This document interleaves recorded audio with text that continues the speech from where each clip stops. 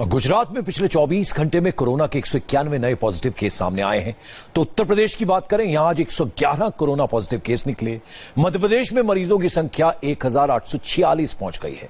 यहां 92 लोगों की मौत भी हो चुकी है। लेकिन अच्छी बात यह है कि देश में अब तक करीब 5000 लोग कोरोना से ठीक भी हुए हैं। आप कोरोना से बचे रहे हैं, इसलिए देश में 3 मई तक लॉकडाउन है। लेकिन कुछ लोग अब भी लॉकडाउन तोड़ रहे हैं, भीड़ का हिस्सा बन रहे हैं। कोरोना की चेन तोड़नी है तो जरूरी यह भी है कि घर में रहें, बाहर निकलना भी पड़े तो मास्क, ग्लव्स के साथ सोशल डिस्टेंसिंग, सोशल दूरी मेंटेन करें।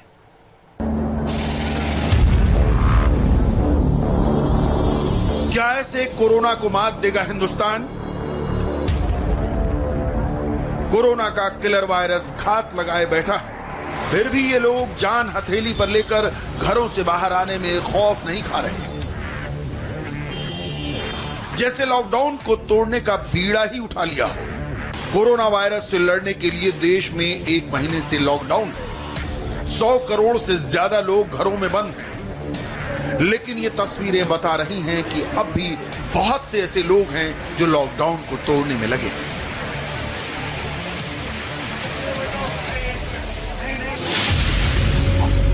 कोरोना का जानलेवा जाल पूरे देश में फैलता जा रहा है। कोरोना के इन्फेक्शन का मीटर नॉन स्टॉप बढ़ रहा है। लॉकडाउन की लक्ष्मण रेखा लांघे तो कोरोना से कोई नहीं बच सकेगा। यह सिर्फ एक शहर या कस्बे का हाल नहीं है। हिंदुस्तान के कोने कोने से आज ऐसी तस्वीरें देखने को मिली। शहर बदलते जाइए मगर तस्वीरें एक सी। दिल्ली, मुंबई, कोलकाता, शामली, भरतपुर, कोटा, नागपुर और मदुरई से आई इन तस्वीरों से समझा जा सकता है कि लोग महामारी की इस मुश्किल घड़ी में भी लॉकडाउन के पालन में कोताही बरत रहे हैं। ये जानते हुए भी कि कोरोना के जानलेवा चेन रिएक्शन को तोड़ने के लिए लॉकडाउन और सोशल डिस्टेंसिंग ही अब तक का एकमात्र टेस्टेड उपाय है। फिर भी देखिए कैसे लोग कोरोना को दावत देने में लगे। देखिए ये उस मुंबई की तस्वीरें हैं जहां कोरोना विस्फोट हुआ है। दिल्ली के बाजारों में लोगों का जमावड़ा लग गया। कोलकाता में लोगों का काफिला निकल गया। शामली में सोशल डिस्टेंसिंग को ताक पर रखकर निकाह हुआ।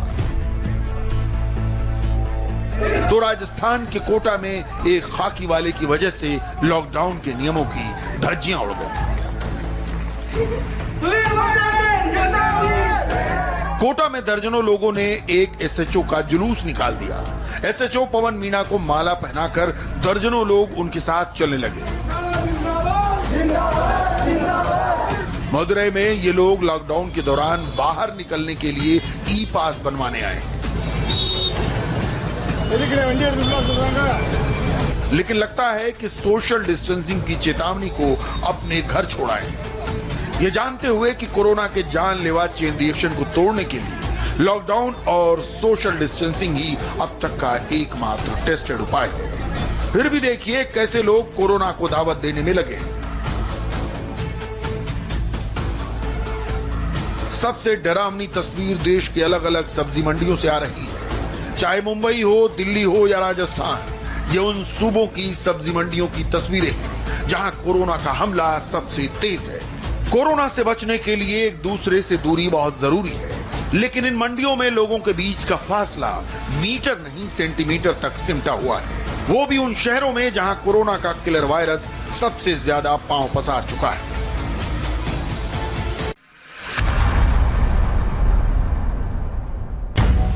मुंबई के लोग भला कोरोना से ऐसे बेफिक्र कैसे हो सकते हैं? मुंबई में हर बीतते दिन के साथ कोरोना मीटर सुपर स्पीड से बढ़ रहा है। जो आंकड़े आ रहे हैं वो डराने वाले हैं।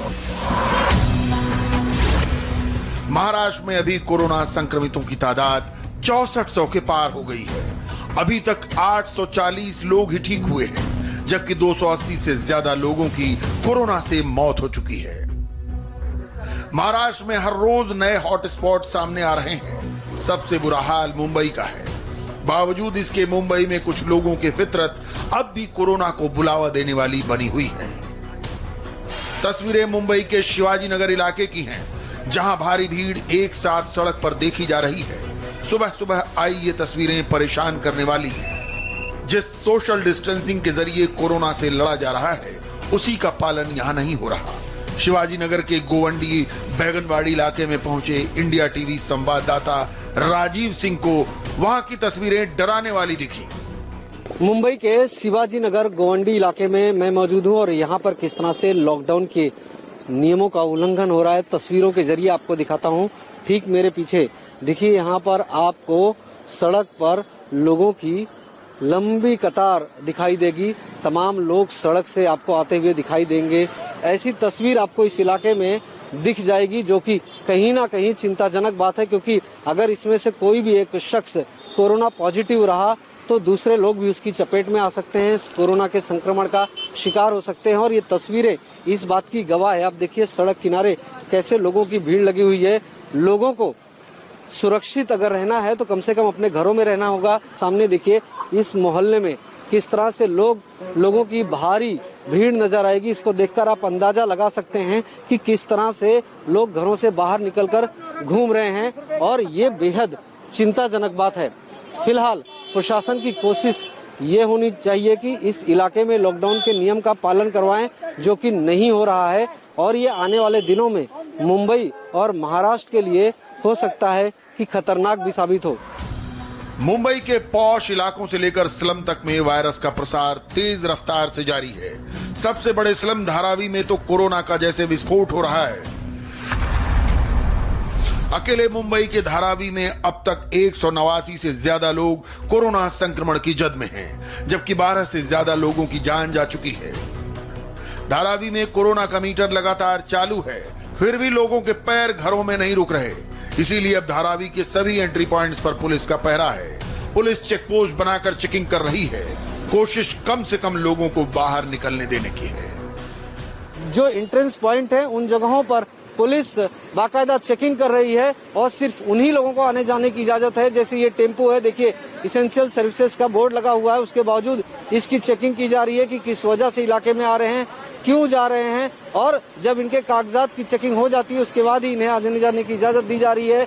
दरअसल धारावी में लोगों की जो भीड़ है वो कम होने का नाम नहीं ले रही। आप देखिए सामने दुकान में लोगों की भीड़ लगी हुई है। कुछ ऐसे लोग हैं जो यहाँ पर इलाके में निकलकर दुकान के आसपास खड़े हैं। दूसरी तरफ अगर तस्वीर पर नजर डालें तो आप देखिए ये धारावी 90 फीट का रोड है, और वहाँ पर आपको कई लोग ऐसे हैं जो सड़क पर वॉक करते हुए चलते हुए नजर आएंगे। तो ये जो भीड़ है ये कहीं ना कहीं इस वक्त जो है मुश्किलें पैदा कर रही है। सामने वाली सड़क पर नजर डालिए, सामने भी आपको तमाम ऐसे लोग दिखाई देंगे जो सड़क पर निकलकर चहलकदमी कर रहे हैं, और यही भीड़ प्रशासन के लिए बड़ी चुनौती बनी हुई है। और इसी को रोकने के लिए अब 5 एंट्रेंस पॉइंट पर मुंबई पुलिस की तरफ से चेक पोस्ट बनाकर बाकायदा उस जगह से आने जाने वाले लोगों को रोका जा रहा है, ताकि बाहरी लोगों को इस इलाके में एंट्री न दी जाए।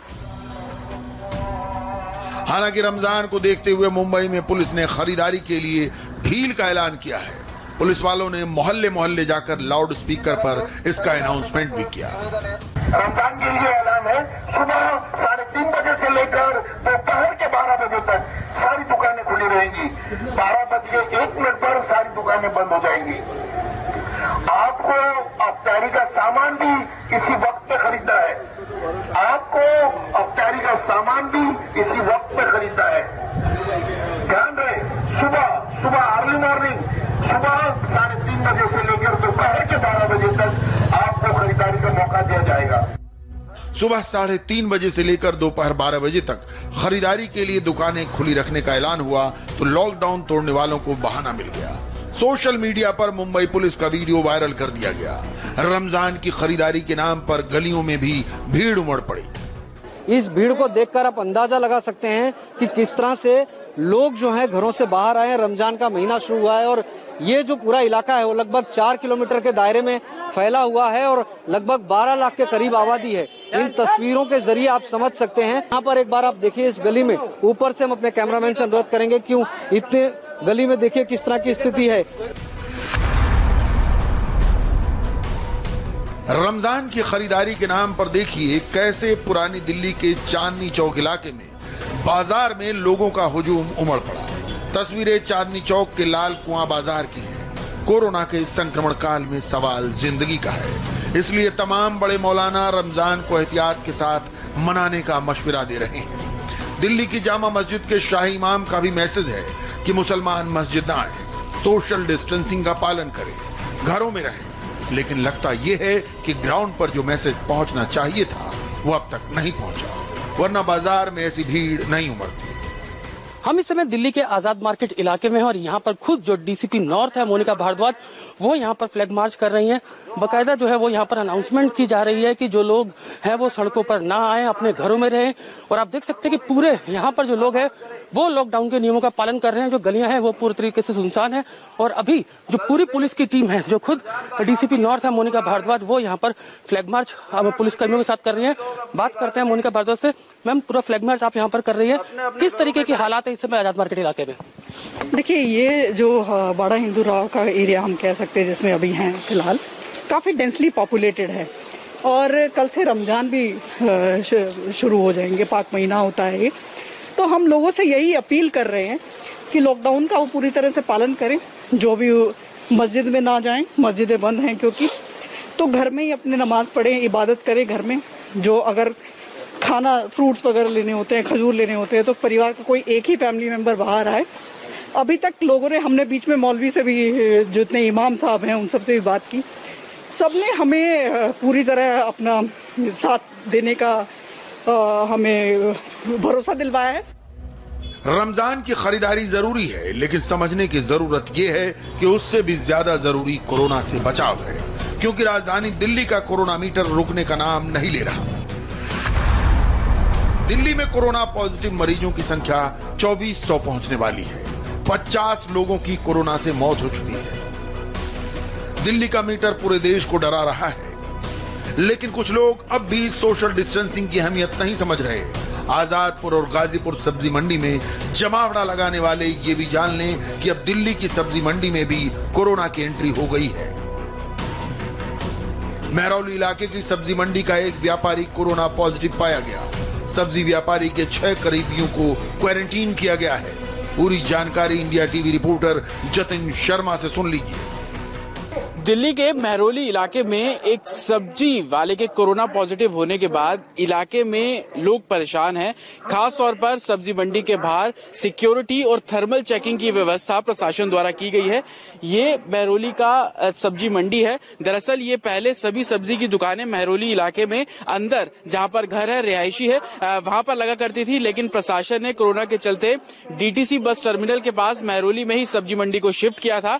हालांकि जब एक सब्जी वाले के कोरोना पॉजिटिव होने की बात सामने आई, जिसके बाद अब प्रशासन ने यहां पर सब्जी मंडी में पहुंचने वाले जितने भी ग्राहक हैं उनकी यहां पर थर्मल चेकिंग की जा रही है। बाद में जब वो आगे बढ़ता है तो आगे सैनिटाइजर भी दिया जा रहा है ताकि कोई और कोरोना संक्रमित ना हो सके। हालांकि जो साउथ दिल्ली के डीएम हैं उनसे जब हमारी बात हुई इस पूरी घटना के बारे में, उनका ये कहना है कि उनको जब जानकारी मिली कि एक सब्जी हॉकर है जो कि कोरोना पॉजिटिव पाया गया है, जिसके बाद एहतियातन यहाँ पर सुरक्षा के जो पूरी व्यवस्था है वो यहाँ पर की गई है। ये भी पता लगा है कि जो सब्जी वाला था वो किसी और के संपर्क में ज्यादातर नहीं है। जब उसके अंदर कोरोना के लक्षण आए तब उसने मंडी पे आना बंद कर दिया, लेकिन एहतियातन के तौर पर जो पूरी चेन है उसको प्रशासन खंगालने की कोशिश कर रहा है।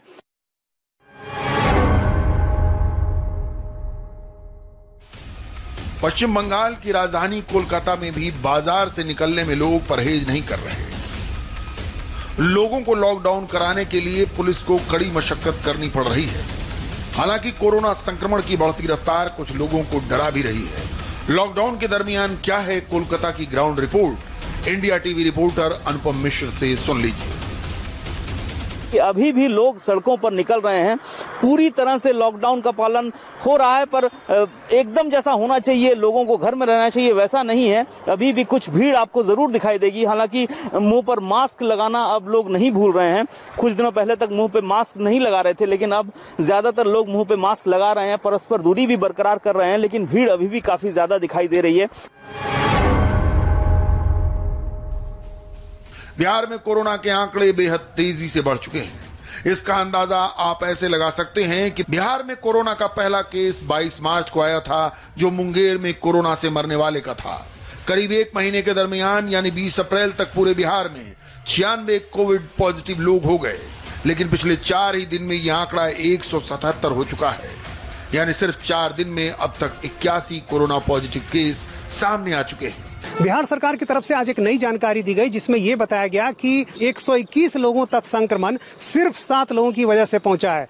और जो लिस्ट दी गई है उसमें यह कहा गया है कि मुंगेर में एक व्यक्ति से 29 व्यक्ति संक्रमित हुआ, मुंगेर में ही एक अन्य व्यक्ति से 13, सिवान में 1 से 22, नालंदा में 1 से 19, रोहतास में 1 से 14, पटना में 1 से 17 और बक्सर में 1 से 7 व्यक्ति संक्रमित हुआ। इस तरह 121 लोगों तक संक्रमण सिर्फ 7 लोगों ने पहुंचा दिया है। बिहार में सबसे ज्यादा कोरोना के मरीज राजधानी पटना में बढ़े हैं। पटना में 20 अप्रैल तक सिर्फ 7 मरीज थे, लेकिन 4 दिन बाद 24 अप्रैल को यह आंकड़ा बढ़कर 24 तक जा पहुंचा। पटना के खाजपुरा में अकेले एक महिला कोरोना कैरियर बनकर 17 लोगों को कोरोना दे चुकी है। खाजपुरा की उस महिला ने सबसे पहले अपने पति को संक्रमित किया, जो एटीएम में कैश पहुंचाने का काम करता है। माना जा रहा है कि महिला का पति पॉजिटिव रहते हुए कुछ दिन बाद ठीक हो गया होगा, लेकिन उसने कैश वैन के ड्राइवर को संक्रमित कर दिया और ड्राइवर के जरिए उस कंपनी के एडमिन धीरज समेत उसके परिवार के 5 लोग संक्रमित हो गए।